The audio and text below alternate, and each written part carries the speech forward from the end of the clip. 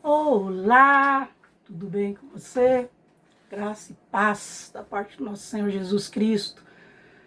Hoje eu quero falar a respeito de um Deus tremendo, um Deus que tudo sabe. Ele nos criou e tem planos para o nosso futuro. E isso fica muito claro quando lemos a palavra de Deus. Salmo 139 diz assim, os teus olhos viram a minha substância ainda informe, ou seja, sem forma. No teu livro foram escritos os dias, sim, todos os meus dias, foram ordenados para mim, quando ainda não havia nenhum deles. E quão preciosos me são, ó Deus, os teus pensamentos, quão grande é a soma deles. Então o salmista, ele fala assim, olha, que Deus, ele me viu ainda no ventre da minha mãe, sem forma. E aí ele diz, no teu livro foram escritos todos os meus dias, quando nenhum deles ainda existia. Não é tremendo o pensamento de Deus? O que eu quero dizer com isso? Deus, ele sabe de todas as coisas. Deus sabia, te conhecia e cada momento da tua vida, ele já escreveu. Ele sabe que você vai fazer amanhã, ele conhece as palavras que vão sair ainda dos teus lábios, dos meus lábios. Ele sabe as decisões que você vai tomar amanhã, depois, daqui um mês, daqui um ano. Deus sabe, conhece todas as coisas. Isso não quer dizer que ele predeterminou tudo que você vai fazer, que você não tem controle da tua vida, não é isso. Mas ele sabe, ele conhece todas as coisas. Ele é tremendo por causa disso, porque ele tem conhecimento de todas as coisas. Que eu acho muito interessante, que Deus sabe o que eu vou fazer amanhã, o que eu vou falar daqui a pouco, e eu não sei. Isso é maravilhoso demais para mim. Os pensamentos de Deus incontáveis. Minha mãe disse que quando eu nasci, eu não tinha nome ainda, eles não tinham escolhido o nome. E demorou uns 15 dias para que eles escolhessem um nome para mim. Meu nome é Nilda, né? E Deus já sabia qual seria o meu nome. Meus pais ainda não sabiam. Interessante isso, né? Eu nasci com uma intolerância, leite materno, e eles ficaram uns 15 dias para colocar nome em mim. Eu falo assim, né? Eu acho que eles estavam esperando que eu morresse, de repente não precisaria nem colocar nome, né? Mais ou menos isso. Brincadeira. Por que eu sei que Deus conhecia o meu nome? Lá em 1 Reis, capítulo 13, 1 Reis, deixa eu abrir aqui, 1 Reis 13, conta a história de Josias. 1 Reis 13 fala de um homem que nasceria ainda. 1 Reis 13, versículo 2. Um profeta disse assim, o homem clamou contra o altar por ordem do Senhor, dizendo, altar, altar, assim diz o Senhor, eis que um filho nascerá à casa de Davi, cujo nome será Josias, o qual sacrificará sobre ti os sacerdotes dos altos, que sobre ti queimam incenso, e ossos de homens se queimarão sobre ti. Então isso é uma profecia contra um altar idólatra, né? E um profeta profetizou que nasceria da descendência de Davi um homem que chamaria Josias. E essa descendência de Davi, que seria um rei, queimaria ossos de homens em cima desse altar, né, para se tornar esse altar imundo mesmo, né, como não deveria nem existir esse altar. O que me chama muito a atenção nessa profecia é que Josias, ele nasceu quase 400 anos após essa profecia. Eu andei fazendo a conta aqui, né, vendo um rei e outro rei, quantos anos reinou, deu uma média de 370 anos até o nascimento de Josias, mais ou menos isso. Ou seja, quase 400 anos depois, Deus já sabia que Josias nasceria e que Josias queimaria ossos em cima daquele altar. Isso é realmente incrível, irmãos. É realmente tremendo saber que Deus conhece todas as coisas. Essa profecia está em 1 Reis, capítulo 13, que eu disse, versículo 2, e vai se cumprir em 2 Reis 20, versículo 6. E o que me chama ainda mais atenção, que no meio dessa descendência toda, houve a história de Ezequias. Ezequias, ele foi um homem que agradou a Deus, ele foi bisavô, né, de Josias, um homem que agradou a Deus. Mas um dia Deus enviou um profeta e falou assim, olha, fala para Ezequias que ele vai morrer, e não vai viver, para ele arrumar a sua casa, porque ele vai morrer. A história de Ezequias está em 2 Reis. Deixa eu abrir aqui. 2 Reis. Ezequias ficou doente e um profeta, né, Isaías, foi lá e falou para ele que ele ia morrer, preparar a casa. Presta atenção. E aí o que aconteceu? Ezequias voltou o rosto para a parede e chorou, né? Falou, olha, eu sempre fui fiel ao Senhor.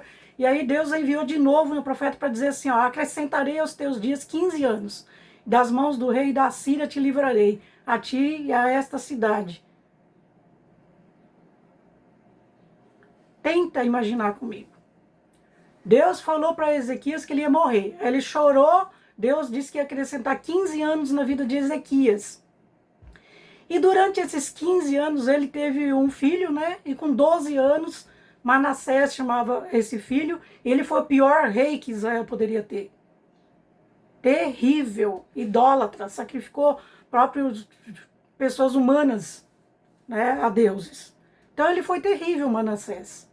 Mas o que me chama a atenção é que era dessa descendência de Ezequias que viria Josias, aquele que foi profetizado que queimaria ossos sobre um altar, que seria um ótimo rei. Entende? Ou seja, Deus já sabia que Ezequias não morreria, porque teria essa descendência ainda, uma descendência ruim, e depois Josias, um ótimo rei.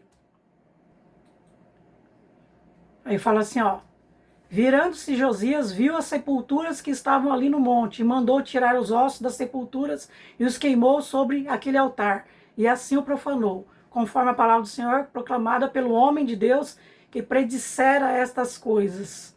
Entende?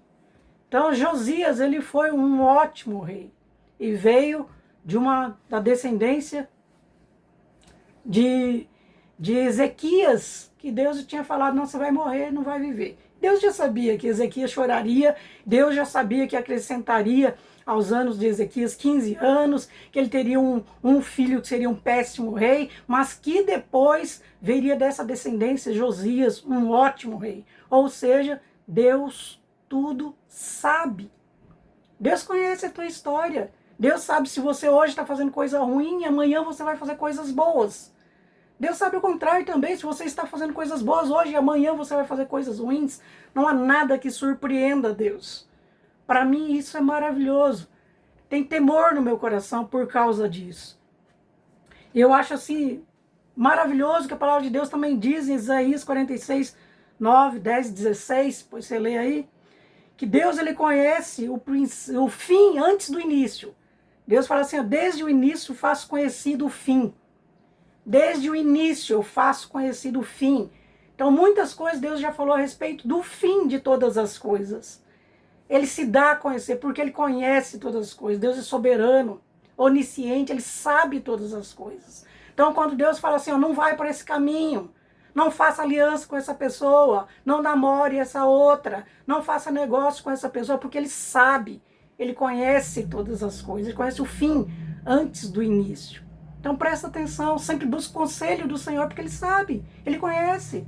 Não dirige sua vida somente com os teus pensamentos, com a tua sabedoria, com aquilo que você acha que vai dar certo. Busque o conselho do Senhor, porque ele sabe todas as coisas. E ainda Jeremias 29, 11, ele fala assim, ó, eu sei os planos que tem a vosso respeito. Eu sei os pensamentos que tem a respeito de você, pensamento de paz e não de mal, para dar um fim que você deseja. Ou, em outras traduções, fala assim, ó, para te dar um futuro e uma esperança. Jeremias 29:11. Então Deus conhece o futuro. Deus sabe e Ele tem planos para você. Ele não simplesmente te fez e largou aí, ó, deixa e se vira. Não, isso é mentira.